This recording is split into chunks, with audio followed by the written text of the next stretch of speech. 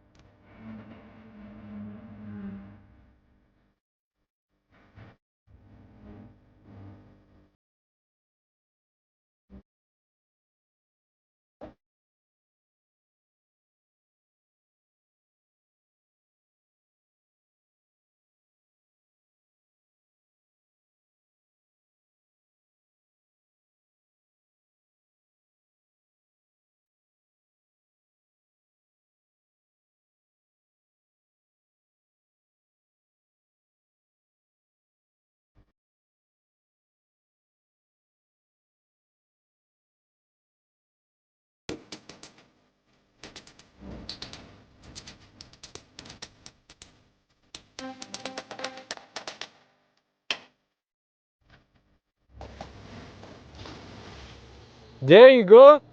The door is closing and open smooth and very easy. So all the door, especially fire door, is supposed to be open and closed very smooth. And so here all the gap, especially in the top and in the side, all of them is the same size now. Just a little in the bottom is still, we can add just a little more, but the door is working fine right now, so we just leave it like this. So make sure to subscribe and hit the bell notification. I will show you how to fix the problem around your home and remodel your home by yourself.